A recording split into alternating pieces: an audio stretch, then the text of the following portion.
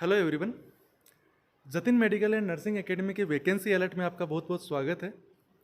NORCET 2022 का notification release हो गया है, जो कि एम्स न्यू दिल्ली के द्वारा रिलीज़ हुआ है और इसका एडवर्टाइजमेंट नंबर है वो आपको यहाँ पे स्क्रीन पे दिखाई दे रहा है, जो कि 4/8/2022 को यानी आज ही के दिन रिलीज़ हुआ है।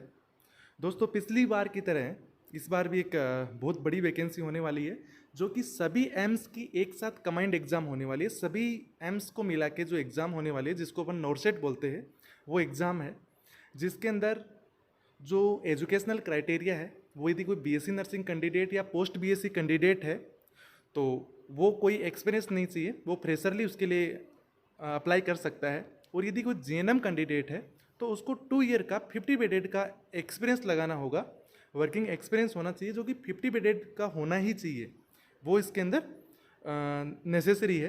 तो वो कैंडिडेट उसको अप्लाई कर सकते हैं। इसके अलावा जो इसका एज क्राइटेरिया है वो 18 से 30 ईयर है, यानी 18 से 30 साल के जो कैंडिडेट है वो उसको अप्लाई कर सकते हैं। और इसके अंदर एज रिलैक्सेशन भी है, बल्कि वो according to category and central government के जो रूल है उसके अकॉर्डिंग। फिर इसके बाद अपन एप्लीकेशन फ़ीस की बात करते हैं।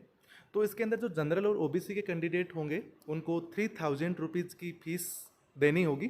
इसके अलावा जो SC/ST कैंडिडेट है या फिर EWS कैटेगरी के कैंडिडेट है उनको 2400 यानी 2400 रुपये की फ़ीस देनी होगी। इसके अलावा जो डिसेबिलिटी कैंडिडेट होंगे उनको कोई फ़ीस वहाँ पे नहीं करनी होगी, जो कि जो फ़ीस है वो आपको ऑनलाइन मोड के द्वारा ऑनलाइन फॉर्म भरते हैं तब आपको पे करनी होगी। इसके अलावा फिर अपन बात करते हैं नेक्स्टली, तो सबसे इम्पोर्टेंट बात इसके अंदर ये है कि जो इसकी एग्ज़ाम कब होगी। दोस्तों, पिछली बार की तरह ही, यानी जब नोरसेट 2020 जो हुआ था उसी तरीके से जो डेट ऑलरेडी पहले से डिसाइडेड है कि 11 सितंबर को, ये एक तरह से टेंटेटिव डेट है, 11 सितंबर को संडे है और उसी दिन एग्ज़ाम होगी। बट टेंटेटिव है, मे भी इसके अंदर कुछ चेंजेस भी हो सकता है, बट मोस्ट ऑफ दी हो सकता है 11 सितंबर को ही एग्ज़ाम होगा, क्योंकि एग्ज़ाम का जो कैलेंडर है वो पहले से ऑलरेडी एम्स दिल्ली ने डिक्लेयर कर दिया था। इसके बाद अपन कुछ जनरल कंडीशंस की बात करें कि इस वैकेंसी में और क्या होने वाला है, तो दोस्तों इसका जो फॉर्म है वो ऑनलाइन भरा जाएगा और जो फॉर्म भरने की जो डेट है साइट के ऊपर वो होगी 4/8/2022 से 21/8/2022 तक 5 बजे तक। और इसके अलावा फिर अपन बात करते हैं सबसे इंपॉर्टेंट चीज़ों के बारे में। तो इसके अंदर कुछ करेक्शन का आपको टाइम भी दिया जाएगा, जो कि 22/8/2022 से लेके 23/8/2022 तक का होगा।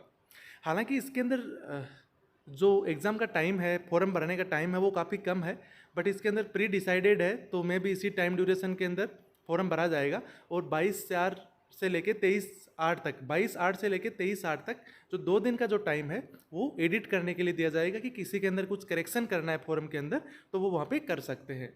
इसके अलावा ऑनलाइन पोर्टल पे जो फॉर्म है वो 21/8/2022 को शाम को 5 बजे तक रहेगा, उसके बाद वो क्लोज हो जाएगा।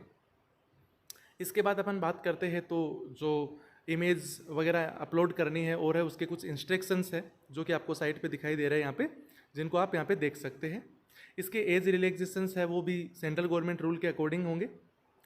फिर अपन बात करते हैं एज रिलैक्सेशन कितना होगा। जैसे SC/ST के कैंडिडेट होंगे तो उनको 5 ईयर का एज रिलैक्सेशन है, OBC को 3 ईयर का, जो PWBD कैंडिडेट है उनको 10 ईयर का है, और PWBD प्लस OBC है तो उसको 13 ईयर का, और PWBD प्लस SC/ST है तो 15 ईयर का उसको एज रिलैक्सेशन होगा। यदि कोई एक्स सर्विसमैन कैंडिडेट है तो उसको 5 ईयर का एज रिलैक्सेशन देखने को मिलेगा। जो सेंट्रल गवर्नमेंट का कोई एम्प्लॉई है ग्रुप बी का, तो उसको भी वहाँ पे 5 ईयर का एज रिलैक्सेशन मिलेगा। सेंट्रल गवर्नमेंट का कैंडिडेट है कोई OBC कैटेगरी का, तो उसको 5+3 यानी 8 ईयर का एज रिलैक्सेशन मिलेगा। सेंट्रल गवर्नमेंट का यदि कोई एम्प्लॉई है जो कि SC/ST है तो उसको 5+5 यानी टोटल 10 ईयर का एज रिलैक्सेशन वहाँ पे देखने को मिलेगा। ओके, इसके बाद अपन बात करते हैं कास्ट सर्टिफिकेट वगैरह, तो वो अकॉर्डिंग टू उसके फॉर्मेट आपको अपलोड करने हैं वहाँ पे। ओके, इसका जो डिटेल नोटिफिकेशन है उसको आप वहाँ पे वीडियो को रोक के आप देख सकते हैं, या फिर आपके पास व्हाट्सएप ग्रुप वगैरह पे आ गया होगा। ओके, इसके बाद इसका जो एडमिट कार्ड है वो 1 वीक पहले वहाँ पे अपलोड हो जाएगा। ओके, इसके बाद कुछ ज़रूरी चीज़ों पे अपन बात करते हैं। जैसे कोई सेंट्रल गवर्नमेंट एम्प्लॉई है, यदि वो उसको अप्लाई करता है तो वहाँ पे उसको NOC के लिए अप्लाई करना पड़ेगा, उसको NOC वहाँ पे देनी होगी, नो ऑब्जेक्शन सर्टिफिकेट जिसको अपन बोलते हैं, तो वहाँ पे अपलोड करना ही पड़ेगा। ओके, इसके बाद मेजरली चीज़ों पे अपन और डिस्कस करते हैं। जैसे इसका एग्जाम का जो पैटर्न क्या रहने वाला है या फिर उसकी स्कीम क्या रहने वाली है, तो पहले की तरह ही वही 200 क्वेश्चंस इसके अंदर आएंगे, जो कि 3 घंटे का आपका पेपर होने वाला है, जिसके अंदर 180 मिनट्स के अंदर यानी 3 घंटे में आपको अटेंड करना है। 200 क्वेश्चंस में से टोटल के टोटल अल्टरनेटिव ऑप्शंस के साथ में आएंगे, और इसके अंदर नेगेटिव मार्किंग है वो 1/3 रहने वाली है, और टोटल 200 क्वेश्चंस में से 180 क्वेश्चंस आएंगे वो सब्जेक्ट से रिलेटेड होंगे, और जो 20 क्वेश्चंस होंगे वो जनरल नॉलेज एंड एप्टीट्यूड से रिलेटेड रहेंगे। 1/3 की नेगेटिव मार्किंग आपको यहाँ पे दिखाई दे रही है, जो कि होगी। इसके अलावा जो इसका एक क्वालिफाइंग मार्क्स भी होंगे कि आपको एग्ज़ाम क्वालिफाई करने के लिए यदि कोई जनरल या फिर EWS कैंडिडेट है तो उसको 50% मार्क्स लाने ज़रूरी है, और कोई OBC कैंडिडेट है तो उसको 45%, और यदि कोई SC/ST कैंडिडेट है तो टोटल में से ऑल ओवर 40% उसके क्वालिफाइंग मार्क्स आने ज़रूरी है, तभी वो एग्ज़ाम को क्वालिफाइड कर पाएगा। नेक्स्टली अपन बात करते हैं, तो इसके सिलेबस की बात करते हैं तो टोटल नर्सिंग का वही सिलेबस होने वाला है, और इसकी जो डिटेल सीट एलोकेशन की अपन बात करते हैं तो एम्स दिल्ली ने सभी एम्स को इसके बारे में नोटिस दे दिए है कि आपको कितनी कितनी पोस्टों पे एग्ज़ाम करवाना है, तो वो पोस्टों की हमें डिटेल दे दूँ तो मैं भी जल्दी ही सभी के सभी एम्स है उसको नोटिफाई कर देंगे कि कितनी कितनी पोस्टें हैं हमारी, यानी कितनी सीट चाहिए हमें नॉर्सेट के थ्रू। और इसके अलावा एम्स दिल्ली ही एग्ज़ाम को कंडक्ट करवाएगा, नो डाउट। एप्लीकेशन फॉर्म भरने के लिए आपको इस साइट पे जाना है AIMSexam.ac.in के ऊपर, इस पे जाके आपको अप्लाई करना है। इसके बाद अपन बात करते हैं कि कौन कौन से एम्स है जिसकी वैकेंसी इसके अंदर आने वाली है। तो एम्स बठिंडा है, एम्स भोपाल, एम्स भुवनेश्वर, एम्स बीबी नगर, एम्स बिलासपुर, एम्स देवघर, एम्स गोरखपुर, एम्स जोधपुर, एम्स गुवाहाटी, एम्स कल्याणी, एम्स मंगलागिरी, एम्स नागपुर, एम्स न्यू दिल्ली, एम्स पटना, एम्स रायबरेली, एम्स रायपुर, एम्स राजकोट, एम्स ऋषिकेश एंड एम्स विजयपुर। ये 19 यहाँ एम्स की डिटेल दी हुई है, इनकी वैकेंसी आएगी। इसके साथ ही साथ जो सेंट्रल गवर्नमेंट इंस्टीट्यूट है जैसे RML, सफदरजंग, इस तरह के जो हॉस्पिटल्स हैं यदि उनमें भी रिक्रूटमेंट हुई या उनमें भी जगह हुई तो उनकी वैकेंसी भी इसके साथ ऐड हो सकती है। ओके, इसके साथ सबसे इम्पोर्टेंट चीज़ 4th CIB की जो मीटिंग है उसके अकॉर्डिंग, जो कि 27 जुलाई 2019 को हुई थी 4th CIB की मीटिंग, उसके अकॉर्डिंग 80% सीटें हैं वो फीमेल कैंडिडेट के लिए रिजर्व है और 20% सीटें मेल कैंडिडेट के लिए रिजर्व है। उसी रिक्रूटमेंट रूल के अकॉर्डिंग ये वैकेंसी यहाँ पे होने वाली है।